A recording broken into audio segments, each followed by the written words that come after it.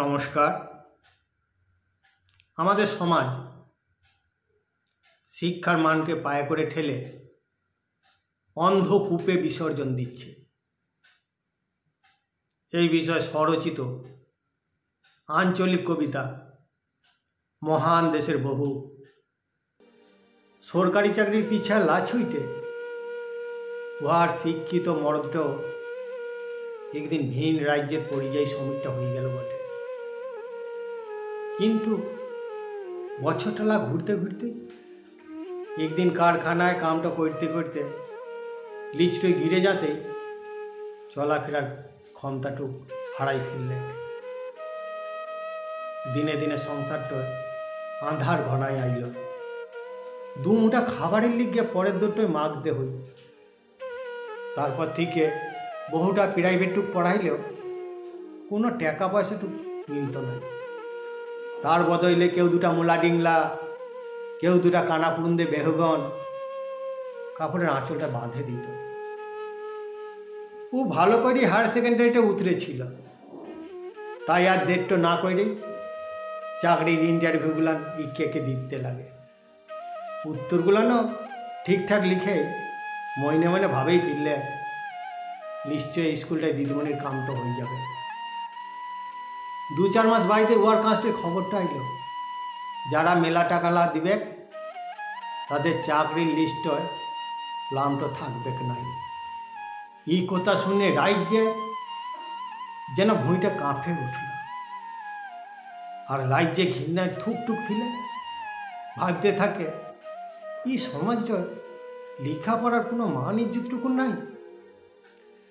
লাখ লাখ টাকা তো ধুর বটে, নুন আনতেই পান্তটা ফোড়াইন যায়।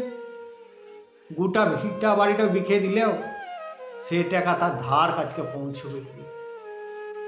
সংসারের চাপে পড়ে অল্পটুক বয়সে গায়ের সোনার রংটা ছাত্তা পড়ে গেল। এখন ভাঙ্গা শরীরে ছিঁড়া ফাটা কাপড় গায়ে চড়ায়। পুকুরের গাবা থেকে একটি একটি করে শুশনি গুগলি খুঁজে আনায় লিত্তিকার কামটা আছে।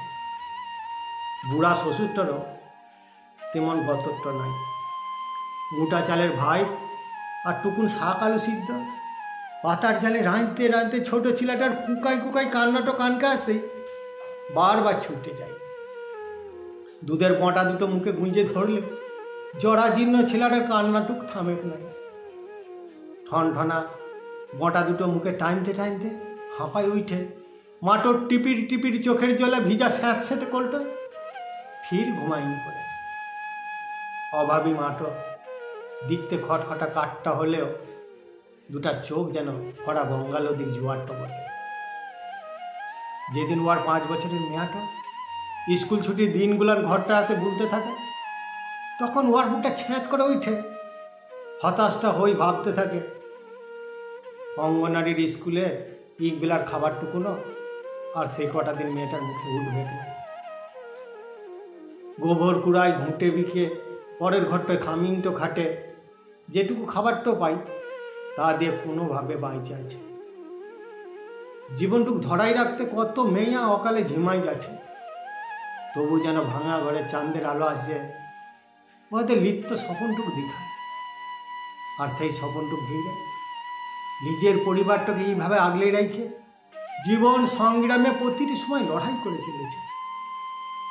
যদি ওই ঘুষখোর পোকামাকড় গুলান এই সমাজটা ঘুমটো ধরাইতো, তাহলে ওর মতো হাজার হাজার বহু বুকের দুধ দুটা সন্তানদের মুখে তুলে দিয়ে মুখটা দুই ধে ভাসাই দিতে পারত।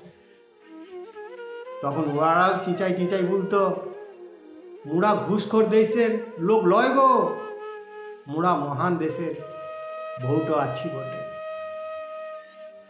নমস্কার।